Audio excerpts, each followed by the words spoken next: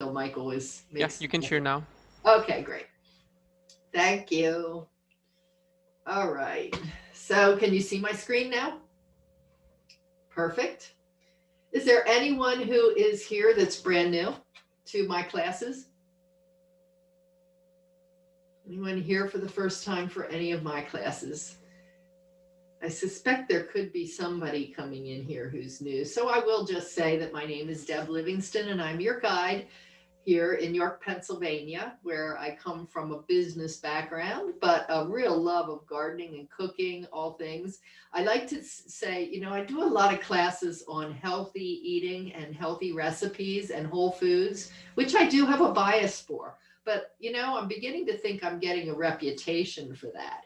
And I don't want to imply that I or Get Set Up don't like let go and have fun with unhealthy recipes and fun foods too. There is room for all kinds of cuisines, as you're going to see. We're going to do lots of different classes for all different kinds of foods. So I want you to know that our food and cooking classes here are open to all sorts of different tastes and recipes and so on. So that's something I wanted to just put out there because I've been hearing that a bit lately. Oh, this isn't a healthy recipe. Well, okay, but we can moderate that, right? We find balance and varieties, the spice of life. So I love when you can join me by camera. I think we learn best from each other. We have this interaction. I just learned from Tatiana that dill is such a great spice or an herb that's used a lot in Russia. And we talked a little bit about growing it. So put yourself on camera if you can, unmute yourself and ask questions if you like, feel comfortable to do that, or to also make comments in the chat. And Michael's here to help me monitor that chat. I don't like to miss questions. Every now and then I do that. And if you find I'm not addressing your questions in chat, I happen to miss them, please unmute yourself and ask your question because I really feel badly if I miss a question like that and don't address it. We are having this class by live stream as well. You know that when you go to our website, you can click on the little TV icon on the side of the web page. That's if you're going in by a computer, and you can see whatever class happens to be streaming live at the moment. So I just want to say hello to those people who are joining by live stream and invite you to participate in a class by registering and then having your face here to participate in the conversation and to ask questions and add your own insights.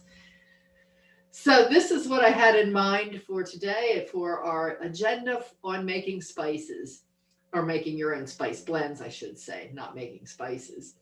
We're going to talk about why you would want to do that, for one, and then the shelf life of some common herbs and spices, or of, yeah, just in general. Each one is kind of unique, a little different, but I'm going to give you broad ranges.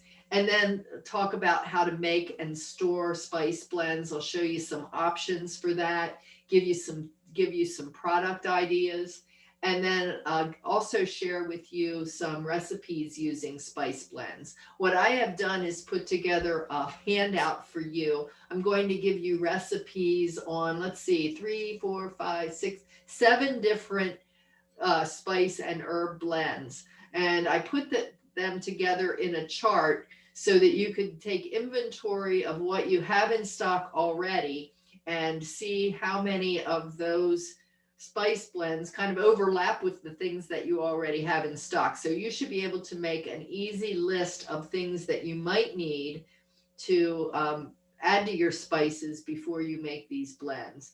And then along with that, for each one of the blends, I have links for recipes that you can take a look at that would help you to use some of those blends. So that's what I had in mind for today. And I'll say this at the beginning and at the end. I have this email address, debtheguide@getsetup.io. I invite you to always send me your recipes, send me your photos, send me your ideas. Or if you'd like to co-host a class like Leslie is doing with me, she's co-hosting classes on easy meals for one or two. Let me know if you have a passion and an interest. And Alberta, as well, is going to be doing that with me on Wednesday. We're going to be having a class on favorite fudge recipes. And she's coming to talk about one of her favorite fudge recipes, as well as a couple of other folks are getting involved. I don't see them here today. So let me know if you have an interest in that.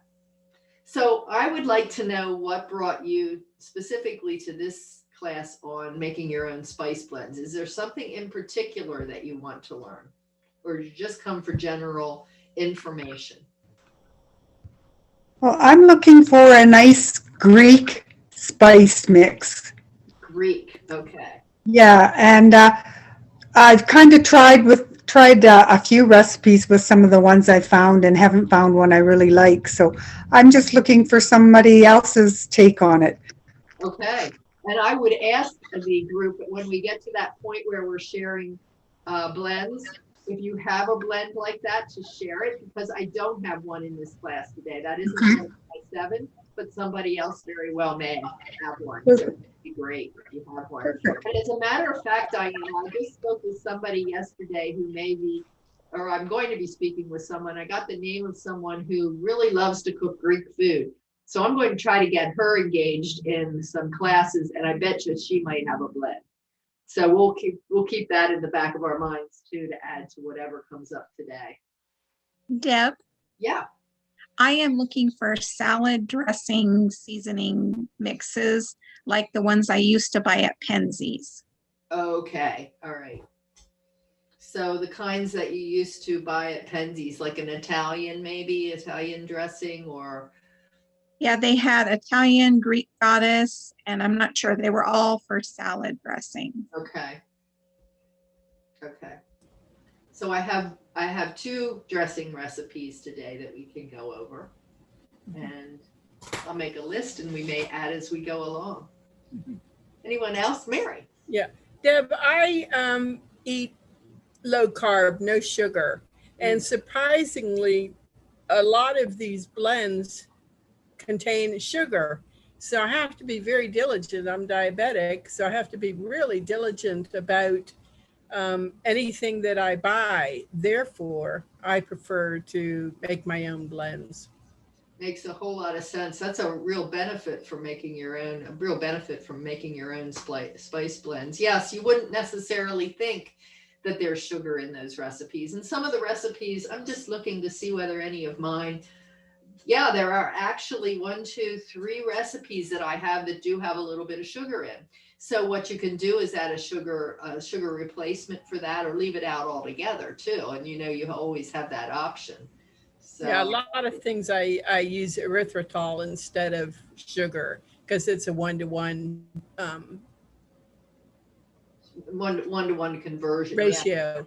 Your ratio, right, right. Me too. And that's what I would always recommend. Something like Better Than Sugar is a good one, and there are others out there. So, yeah, good.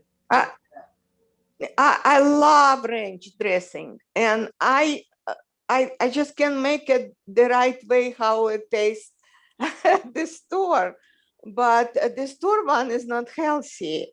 And I'm wondering if you have any suggestions, because when I asked somebody, I was told it cannot be made healthy. It's always going to be unhealthy, but I'm not sure. I hope we can make it healthy. I think I can do that for you. I have a ranch dressing recipe that I will share with you, and it has dill in Oh, thank you. Wonderful. Thank you. it. Anyone else? I grow herbs and I fail to use them. And I don't know. I just Oh, you just got muted there. I can't hear you. I got You're muted. not on mute, but there. Try again. I like to grow my own herbs but I fail to use them. So I don't know how to use fresh herbs in mixes or in recipes. Okay.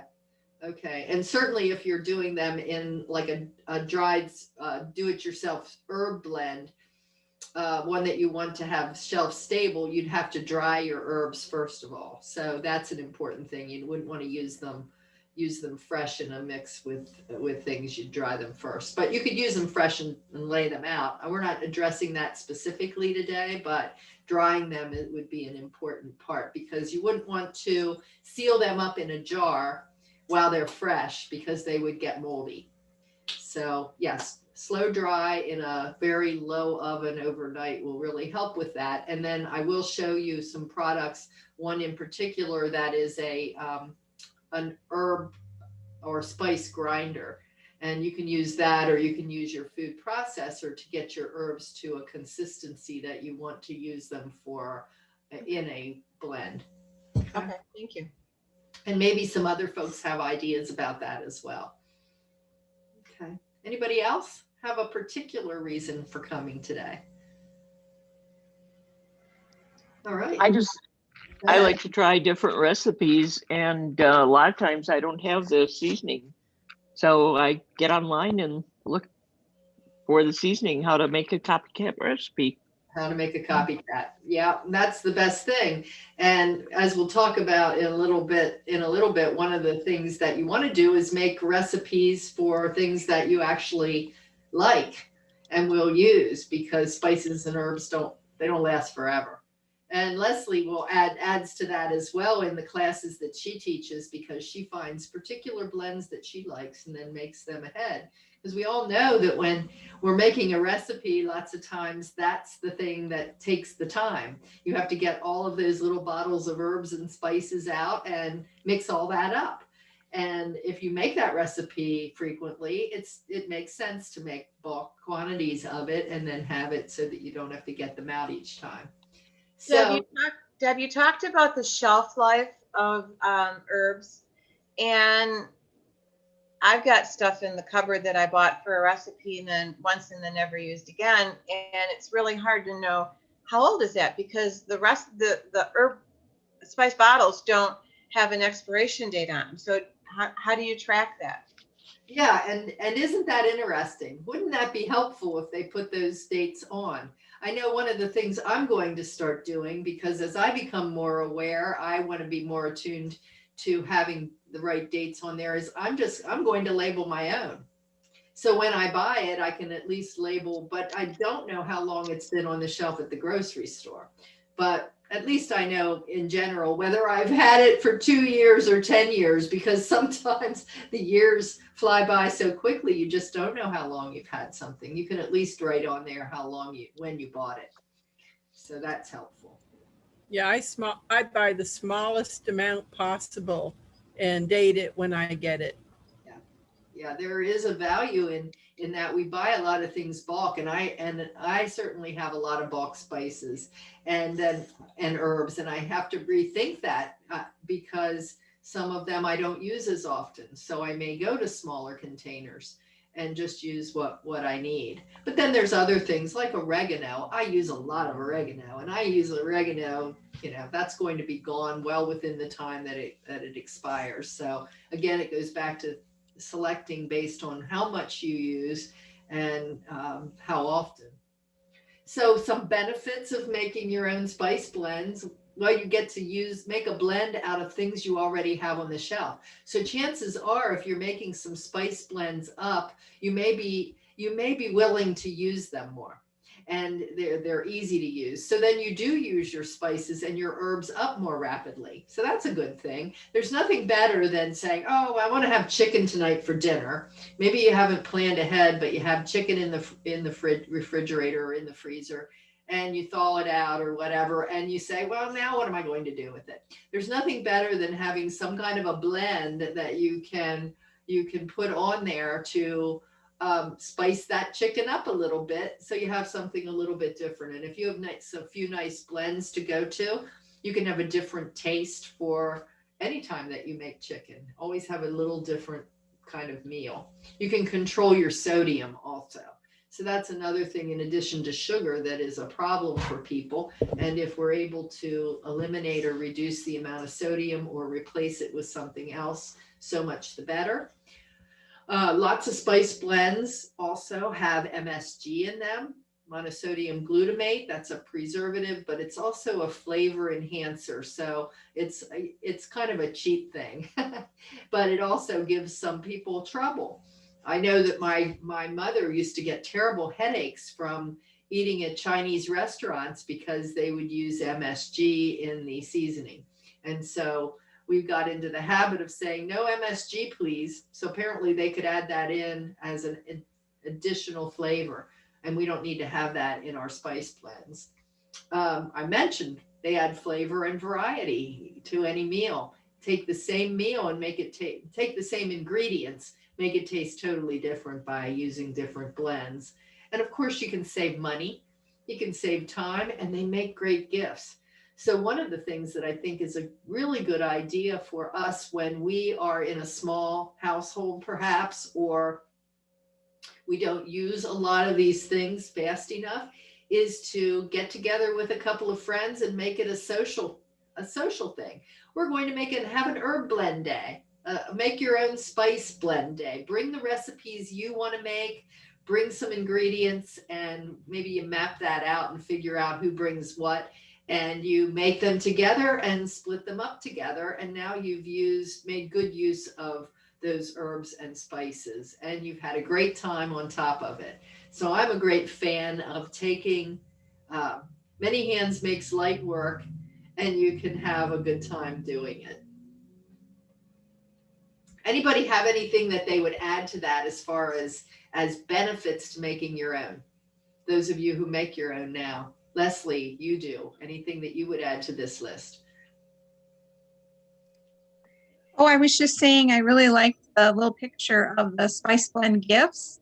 And I actually reuse my packaging that I get my spices in and make little gifts, but I haven't done it with the Baker's Twine and the craft. So that's a really good idea, as is getting together with friends to make them. So I'm going to definitely do that, because I buy my spices in bulk at Sam's. So Yeah, I do too a lot, because you buy those and they're not much more money than they are for a little jar. So you might as well have them. And then if you don't use them, I've read that one of the things you can do is scatter them. Well, I have this on the list, but you can scatter them on your garden paths or in your garden, and they still do have some fragrance to them. So that's one of the ways to use them up. And I thank you, Leslie, for directing me to the chat. I do want to go in there and take a look.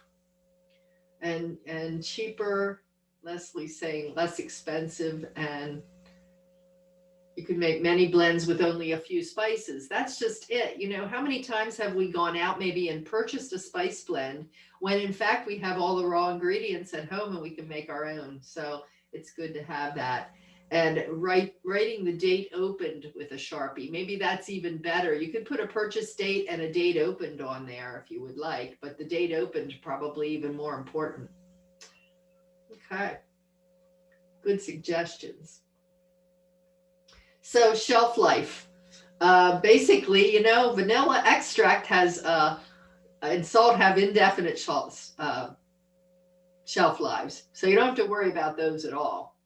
And whole spices, generally 3 to 4 years, generally. Now there are charts out there that tell you exactly for each spice what the shelf life is on that. I don't have that covered here, but you could research that if you wanted to. But I think this is generally a good rule of thumb. If you're buying them already ground, or if you're buying whole leaf herbs, they're somewhere between 1 and 3 years. They don't go bad, they just get less potent.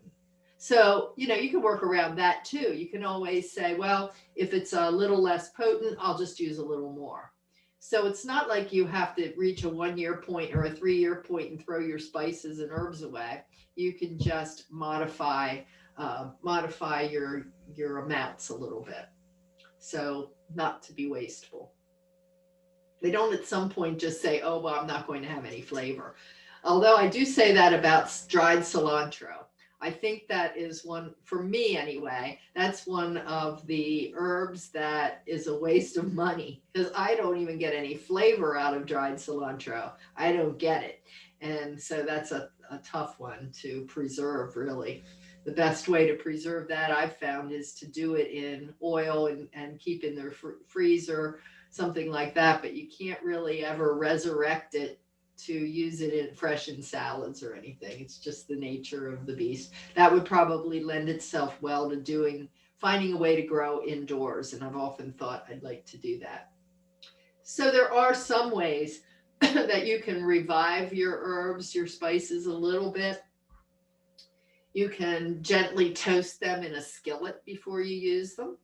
So that brings some of the fragrance out. These would be called aromatics. So you get the aroma coming, the oil's stimulated. You could also saute them in a little bit of oil before you cook with them. So again, that would revive them a bit. And when all else fails, you can use them to make a potpourri, the kind you put on the stove and cook in the wintertime. So that's a nice fragrance for your home. So how many of you, I'm just actually curious, how many of you have herbs and spices in your cupboard that are over 5 years old? Anybody? Yeah. Oh, guilty, right?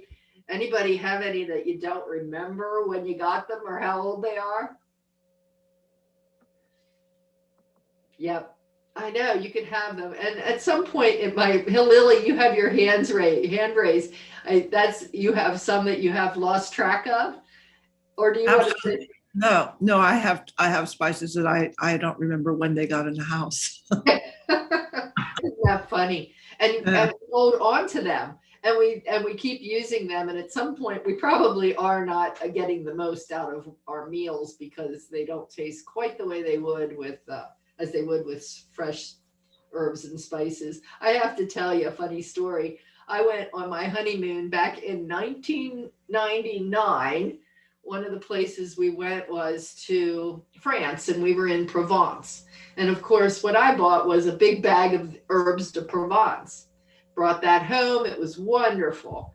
Do you know that I just recently, just since I created this class, finally took them outside and poured them into my garden. They still had a fragrance, but I thought, this is taking up space and I probably won't use it for any kind of cooking, but I had a sentimental attachment to a bunch of dried herbs from France that I brought all the way back from Provence. So I don't know. Sometimes it's hard to part with things, right? I have an old jar that my mother gave me of a Chinese 5-spice that she blended. I've been married probably close to 45 years. I moved the jar around, but I refuse to get rid of it because my mother made it. I won't ever eat it or use it because it's so old, but yeah. Sometimes sentimental is there. Yeah. And I think that's great. Hang on to it. And someday somebody's going to look at that and say, what in the world is that all about? Or maybe you can just put it into your will and keep passing it down through the generations, which would be kind of fun. There's a little story to that, maybe. What a way to remember your mother. Especially 5-spice powder, because that's not one of those things that at the time that she made it was really all that popular or talked about, right? Oh, but we're Chinese, so it's... Oh, okay. Okay, well then it is. Okay, so I was not aware, Pat. I don't think you and I have actually seen each other before. So, we've been here, but I didn't know that. So, making and storing spice blends, some things to remember. And we talked about this. Start with what you like, because if you make a lot of blends and you just make them up ahead of time and then you have them, you might end up with them just being like some of those herbs that you have forever and never use, or spices that you just go through the process but never have it. So reverse engineer. Look at the recipes that you like and make up quantities of spice blends that you're going to be using in the future. And then take inventory of the herbs and the spices that you already have. Make them in a quantity you'll use, and then label and store them in glass jars. That would be best. Plastic absorbs and interacts with the oils in those spices and herbs, so don't use plastic. And store them away from the stove and the sunlight. So keep them away from heat and light. That will preserve them best. There are a lot of really cute spice racks out there that hang on sides of cupboards, or, you know, you can put on shelves, but honestly, then they're out in daylight and they're not getting the best protection. But then there are others who say, well, you know, if you keep them out of sight, out of mind. So the other sense is that if you store them somewhere where you're seeing them, maybe you'll use them more frequently. So you decide, but those are some of the things to think about. And we already did talk about marking the dates on your herbs and spices. Anything else that you might add to this list or what we talked about here? Deb, my suggestion, if you're freezing some of your spices, don't use plastic. Make sure you use jars, because I've had ice cubes taste awful. And so I had to get rid of all my spices that I had in little packets and put things in jars. Yeah. That's a really great point, because you buy those a lot of times, just those tiny little packets, and they seem so convenient to just pop them into the freezer, which is a great way to preserve them for over time. Except, yeah. So if you do that though, put them in glass. Yeah. And I've also kept the tin containers that was the only way I could buy spices years ago. And I just refilled those and have the name written on top of them, because I have a spice drawer. I have to keep everything alphabetized. And the spice drawer is away from heat, and that of course is dark. So they're in the dark, but that makes it easy for me to find them. And just, I love those little cans because they all fit in that drawer and very conveniently, and have a name on top of them and the date, and they're easier to find. Much easier. That's a great way to store them. Go ahead, Leslie. I was just going to ask about the little metal containers, because you did recommend glass, not plastic. Do you think that the little metal containers that you can get at the storage places for the spices would be good? Yes. I do. Okay. I do. Thank you. As long as they're a good, quality. I don't know if there are some, you probably want to get ones that are designated to use for that, because there may be some that are made from metals that could be reactive. So you just have to be careful with that. Oh, we just got a question, Deb. Should I read it out to you? Sure. So, really saying, I've been suggested to have cinnamon and turmeric for health reasons. Has anyone made a blend with these two spices dominating, and how do you use it? Oh, so mixing turmeric and cinnamon. Who asked that question? Did I get that right? Turmeric and cinnamon? Lily. Really? Any thoughts about that? What you might do with that? I've never made a blend between the two. Yes, you can add them to your Indian blends. You can. As well as your Moroccan blend. Okay, so you're talking about, okay, so maybe I didn't understand the question correctly. So you're talking about how could you include it in some other spice blend, not just by itself, not just the two of them together.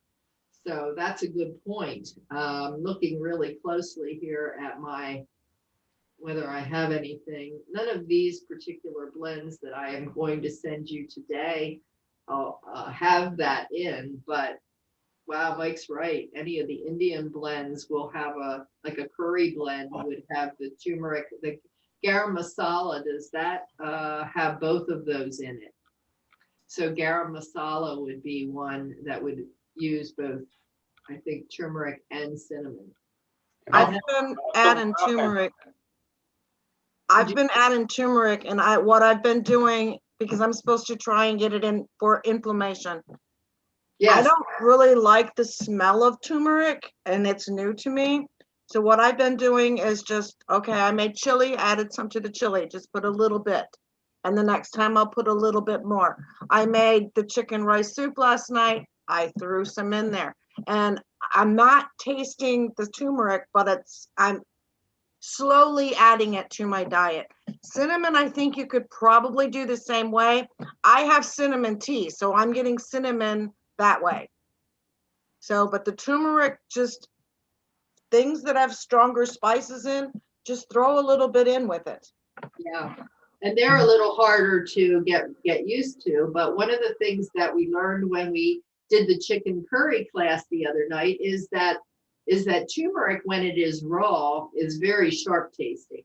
And so with the curry, the longer that sauce cooked over time, the more mellow that becomes. And that's important to helping you adjust your taste to that turmeric. And I want to also suggest that if you're taking it for health reasons, that you also take it in combination with black pepper, because you need to make that bioavailable, and black pepper helps that to happen. The active ingredient in turmeric is curcumin.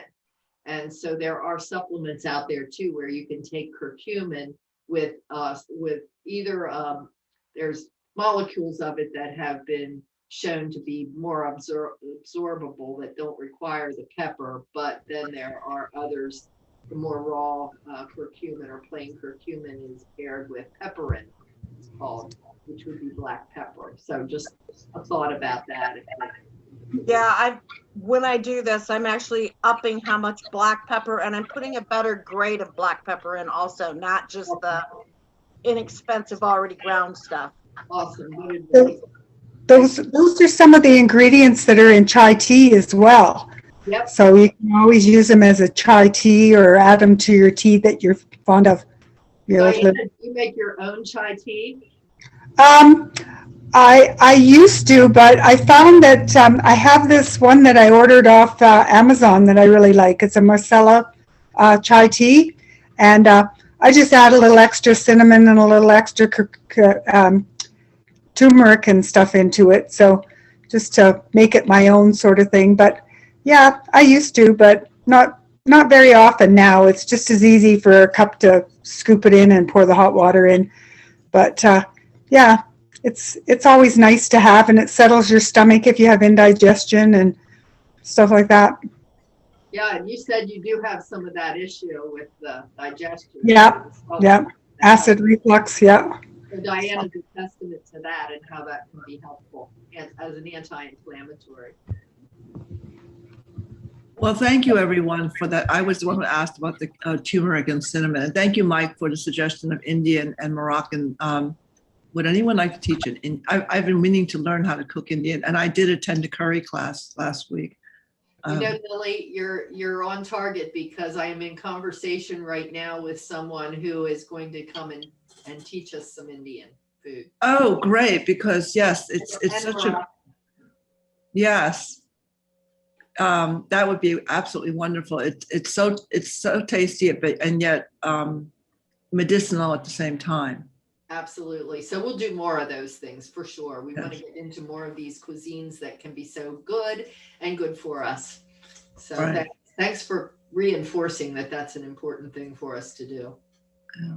Okay.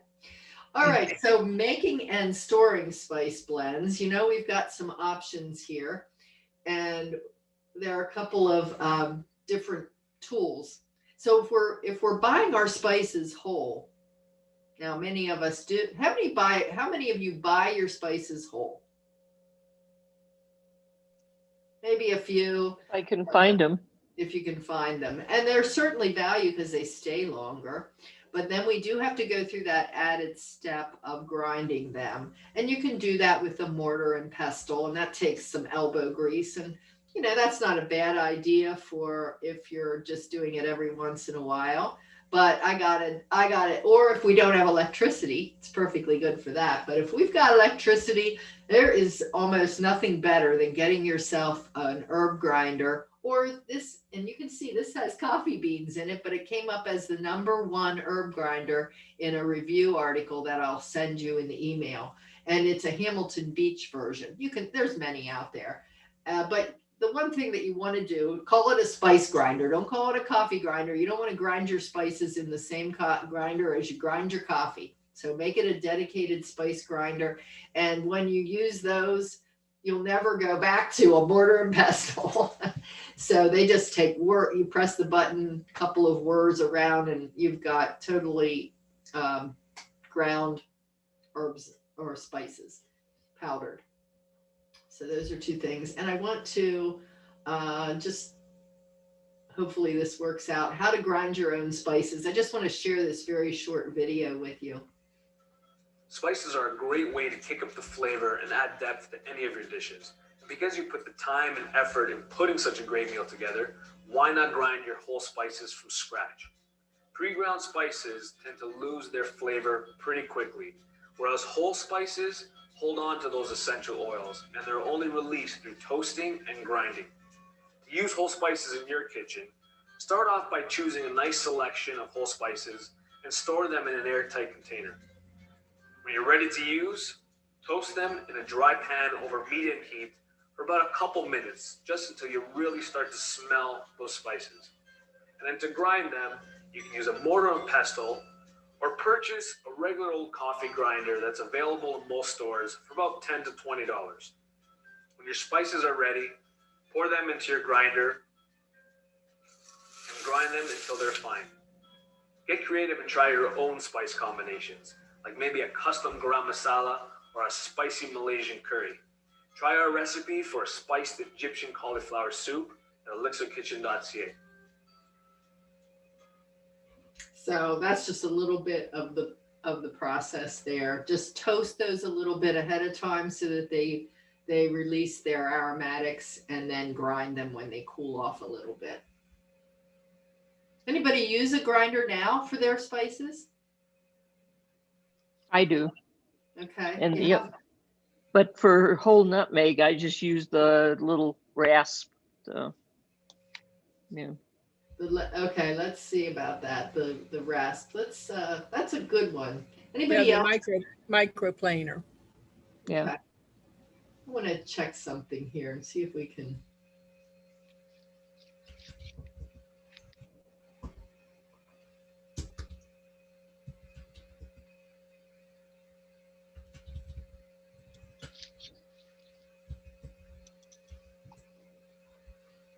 So can you see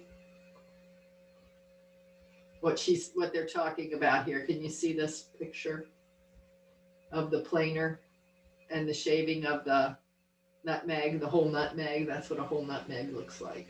And that is just such a different experience and such a different taste compared to what you get in the jar already ground, is it not?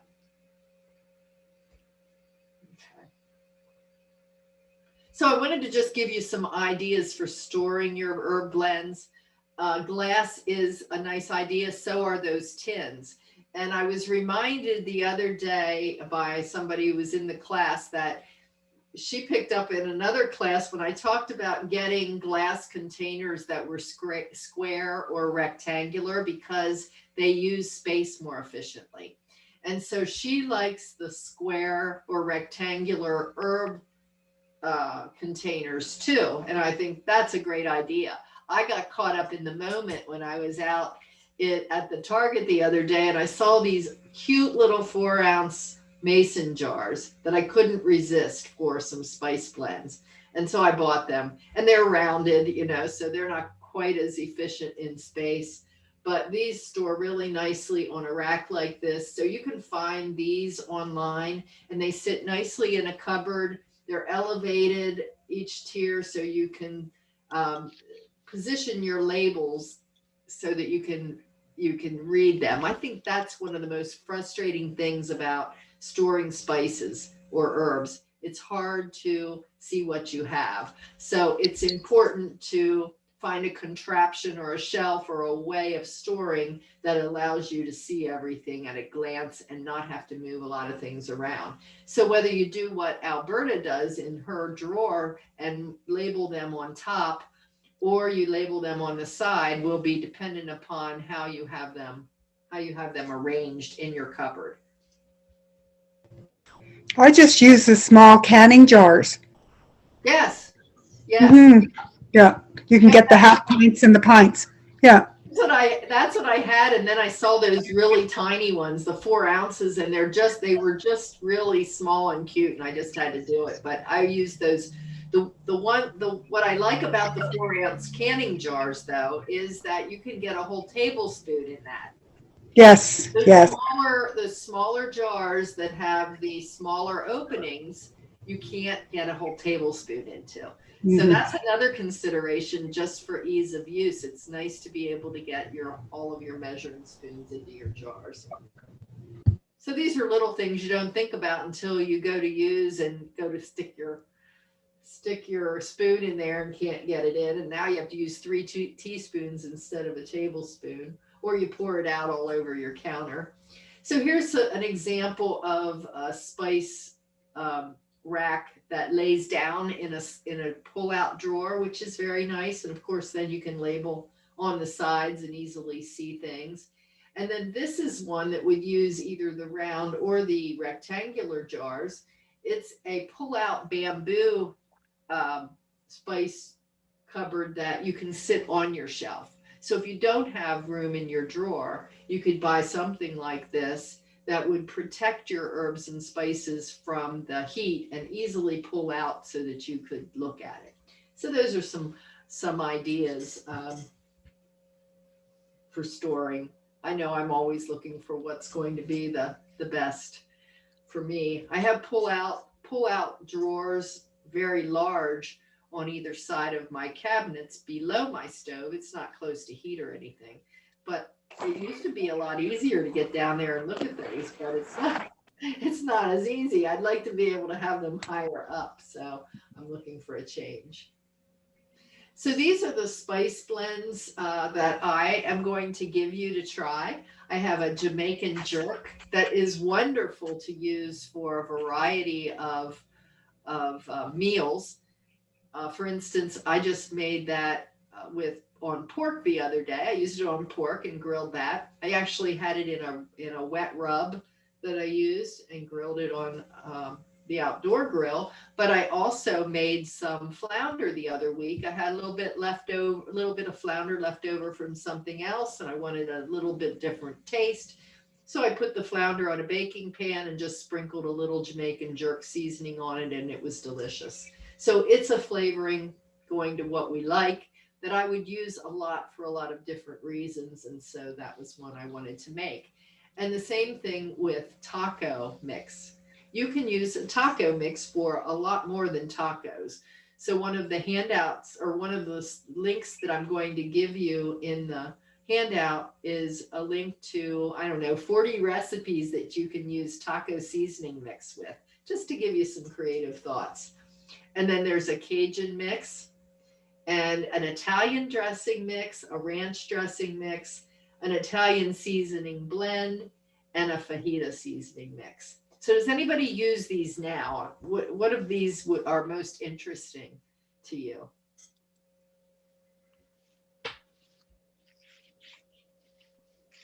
All of them but the Cajun. Cajun? Yeah. Okay. Leslie? I use a Jamaican jerk. Okay. And You make Italian seasoning blend. You make your own Jamaican jerk? Have you done that? No, I don't, but I buy it. It comes all the time in the bottles. Okay. Yep. I get them all the time. Caribbean stores, they sell them all the time. Mm-hmm. And I also have them from Barbados. They have their own. From whom? Barbados. Okay. Caribbean, Barbados. Yeah. Those blends, and it's available in the stores as well.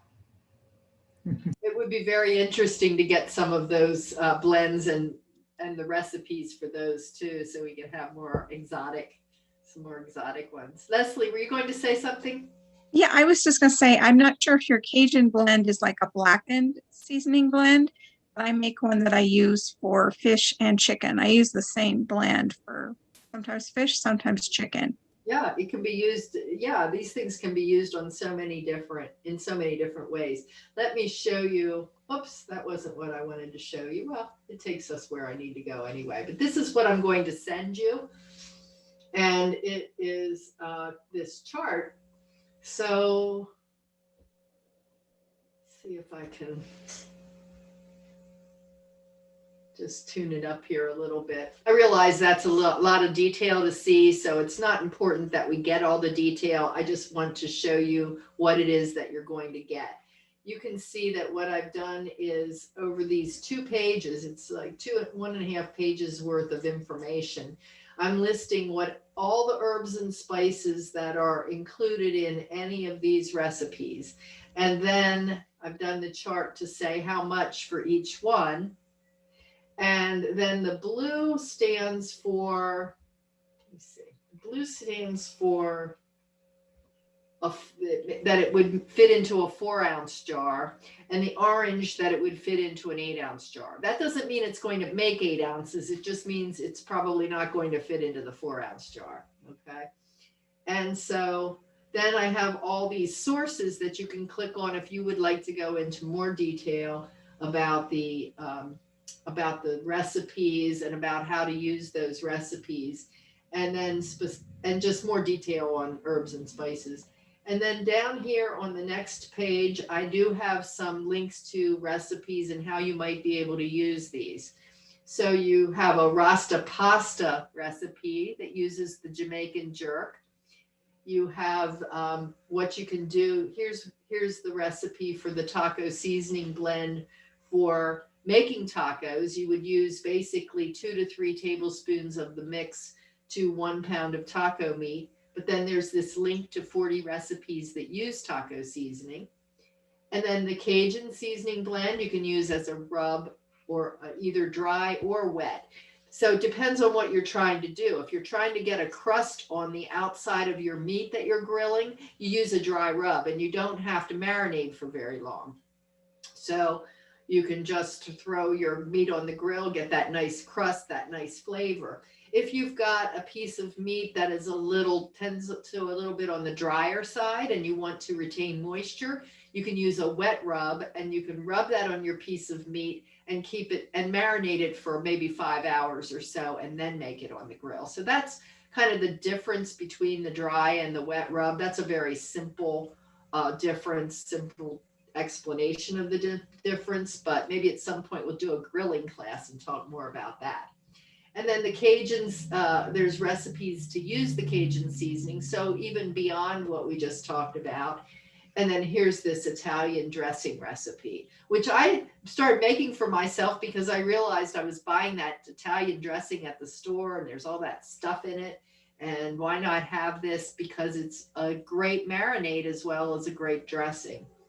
And Tatiana, you still here with me? The buttermilk ranch dressing recipe is here. And that uses dried buttermilk. Has anybody ever used dried buttermilk? Yes, I have it in the refrigerator all the time. Yep. So Great. you use it for, and it lasts a long time, right? Yes. So you always have it. So you always have it. This is what I see in my store. There could That's be the one that I get to. that the Yeah. one you get. So Yep. I ran out and I just decided I need to get that back on my shelf because it is useful for so many different things. I think I lost my.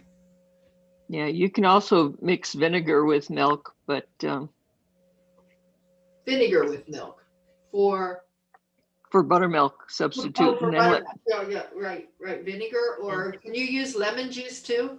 yeah, you can, but I have a lot more vinegar than I have fresh lemon juice. So Good point. Good point. So there's the buttermilk, Tatiana. I hope that will make you happy. Yes, but I never hear about dry buttermilk. Can I use just regular buttermilk? Oh, well, no, because you're making a shelf-stable mix here. So you're making a stable mix, and then you're going to use 3 tablespoons of the dry mix and add to it a 1/2 cup of mayonnaise and a 1/2 cup of sour cream and 3/4 of a cup of milk.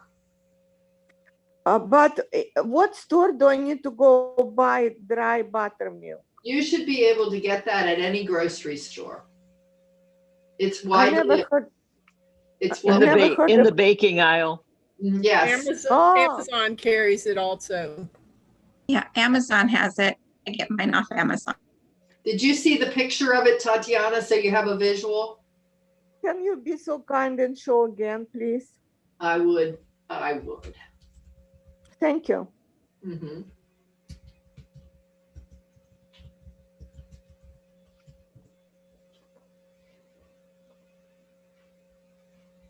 Can you see it? There we go. Oh, okay. Okay, so Okay. like that, come in a bag. There's other brands of it as well. So Okay. Thank you. Bread Mill has it too, it looks like. But store it in the refrigerator Oh, after okay. you open Thank it. you. After you open it. Thanks for that tip. Yep. And my refrigerator is getting so full of that. I think I need a separate refrigerator for condiments and mixes and that sort of thing. So 50 recipes to make with Italian dressing. And then the fajita mix. The rule of thumb is a tablespoon seasoning per pound of meat. And I've got some recipes for fajitas down here too to use.